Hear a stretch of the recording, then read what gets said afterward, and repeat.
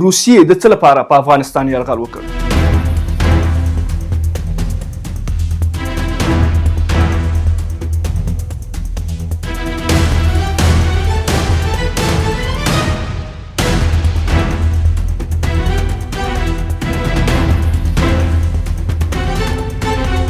دلته یې په افغانستان کې څه ولیدل؟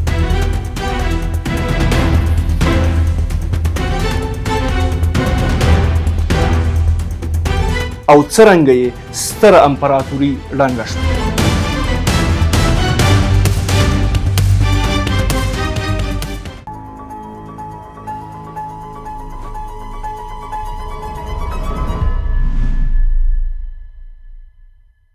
درنو لیدونکو سلامونه، زه امین الحق امینی یم. د 1999 کال د دسمبر په 28مه شوروي اتحاد چې د هغه مهال لوی ځواک و، د 1988 کال افغان شوروي دوستۍ د تړون د ساتلو په خاطر په افغانستان یرغل وکړ.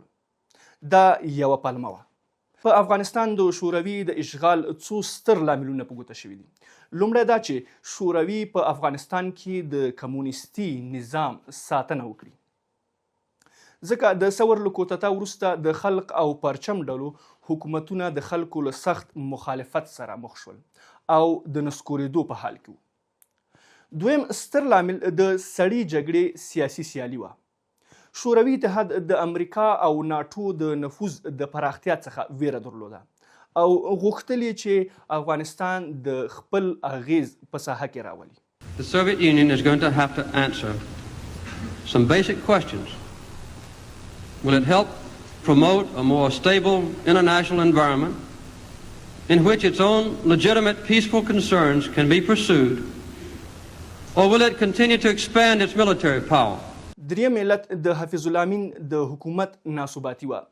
مسکو باور درلود چې د حفیظ الله امین بې تدبیره کړنې د کمونیستي نظام د سقوط لامل کیږي او دا یې د شوروي د ګټو خلاف بلل.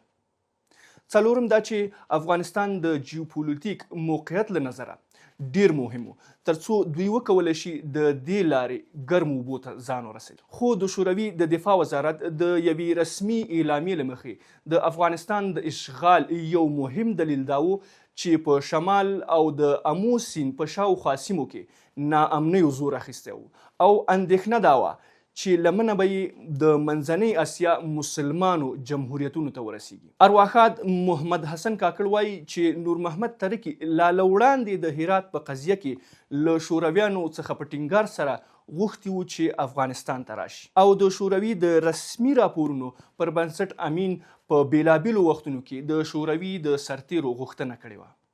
د افغانستان تر اشغال 2 اونۍ وړاندې د دسمبر په 10مه د دفاع وزیر دیمیتری اوستینوف لوی درستیز نیکولای اګرکوف اظهار کړ او امر یې ورته ورکړ چې د افغانستان د لنډمهالي اشغال لپاره 80,000 غښتلي سرتیري برابر کړي. خو اګرکوف دا پریکړه یوه غیر مسؤلانه پریکړه وبلله او ویې ویل چې که خبره د اشغال وي بیا 80,000 سرتیري کم دي. خو د دفاع وزیر ورته وویل ستاسو دنده یوازې د امر پر ځای کول دي. د دفاع وزیر په همدې ماښام د برژنیف دفتر ته وغوښتل شو. هلته د بهرنیو چارو له وزیر اندري ګرومیکو او د KGB مشر یورو اندروپوف سره وکتل او د افغانستان د اشغال لاسلیک یې وکړ. خو وروسته ګرومیکو وویل چې د اشغال اصلي څیره اندروپوف و. هغه وایي دا د اندروپوف د KGB رپورټ و چې د افغانستان اشغال ته یې لاره پرانیسته.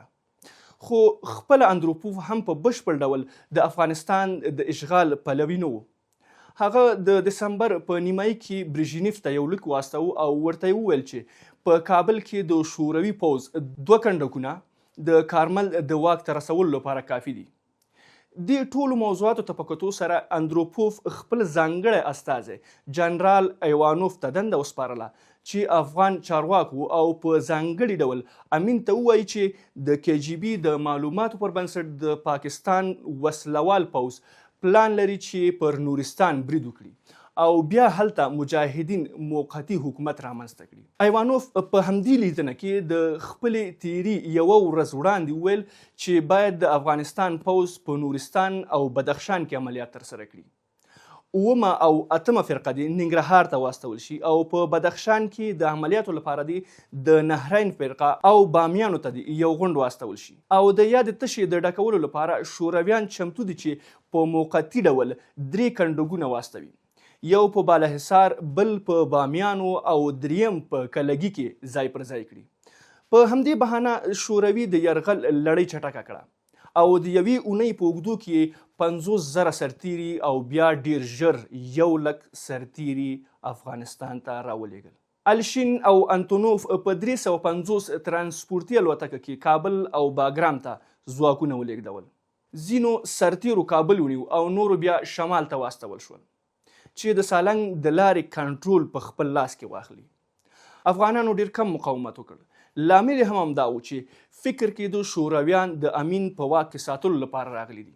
شوروي پوځي سلاکارانو د افغان ځواکونو د توپونو ستنې لرې کړې چې ډزې ونه کړي او وروسته یې وویل چې د دې پر ځای به تاسې ته ټانکونه درکړل شي. شوروي ځواکونو امین په تاجبیه کې په داسې حالت کې وواژه چې له وړاندې د خپل ځانګړي اشپز له لوري مسموم شوی و.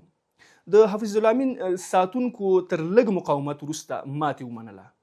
له دې سره سم د 1958 کال د مرغومي په 6مه د افغانستان اشغال پیل شو.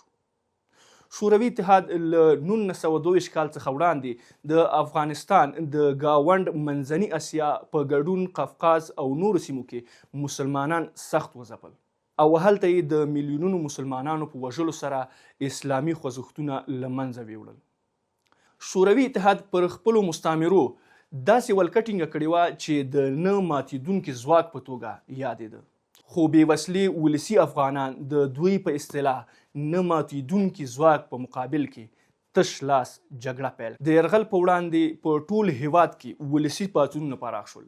له 1459 څخه تر 1461 هجري شمسي کلونو پورې جګړه په چټکۍ سره پراخه شوه.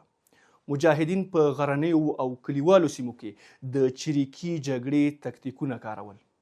د بیلچې، کولنګ، تبر، لور، درعي توپک او یوه پخوانی انګریزي توپک پر مټ یې افغانان د خپل وخت د زبرځواک په مقابل کې سنګرونو ته ور ودانګل او په کلیوالي وسایلو او آلاتو یې د شوروي له ټانکونو، الوتکو، پرمختللو وسایلو او روزل شوو مجهز پوځ سره مقابله پیل کړه، تر دې چې ناممکنه جګړه یې ممکنه وګرځوله او نړۍ ته یې دا یقین ورکړ چې افغانان کولی شي شوروي اتحاد په خپل هیواد کې په ګونډ وکړي. هغه و چې تر څه ځنډ وروسته مجاهدینو ته نړیوالې مرستې پیل شوې او له سپکو او درنو وسلو نیولې هر ډول وسایل د دوی په اختیار کې ورکړل شو. په ځانګړي ډول د 1415 هجري شمسي کال وروسته د ځمکې څخه هوا ته د توغندیو کارول د جګړې په بهیر کې مهم بدلون راوست. مجاهدینو په بېساري قربانۍ سره وکولی شول د شوروي اتحاد ته ماتې ورکړي چې دا ماتې د دې اتحاد د له منځه وړلو او د ګېډې څخه یې د 15 آزادو هیوادونو د راوتلو لامل شو. په همدې ډول نړۍ یو قطبي شوه. دغه جګړه نږدې 10 کاله وغځېده او درانه تلفات یې واړول. د شوروي پوځ له لوري شاوخوا د 14 څخه تر 15 سره پورې سرتیري ووژل شول او لسګونه زره نور یې ټپیان شول. د افغانانو مرګ ژوبله تر دې څو چنده وه. د بېلابېلو اټکنونو له مخې له 800,000 څخه تر 15 لکو پورې افغانان، ملکي وګړي او مجاهدین شهیدان شول. همدارنګه شاوخوا له 15 څخه تر 6 میلیونه افغانانو پورې کډوال شول چې ډیری یې پاکستان او ایران ته کډه شول. زیربناوې، کرنیزې ځمکې او کلي سخت ویجاړ شول. د جګړې له اوږدېدو او د شوروي پوځیانو د بې کچې تلفاتو له امله شوروي اتحاد کې دننه سترې ستونزې رامنځته شوې. د 1415 کال راوروسته د شوروي مشر میخایل ګورباچوف د افغانستان جګړه یوه درنه تېروتنه وبلله او د وتلو پریکړه اعلان کړه. د 1418 کال د وري په 25مه د ملګرو ملتونو تر منځګړیتوب لاندې د جنیوا تړون لاسلیک شو چې له مخې شوروي ځواکونه له افغانستان څخه د وتلو لپاره ژمن شول. په پای کې د 1968 کال د سلواغې په 26مه وروستی شوروي سرتیری د افغانستان له خاورې ووت او په دې توګه نږدې 9 کاله افغان اشغال پای ته ورسید.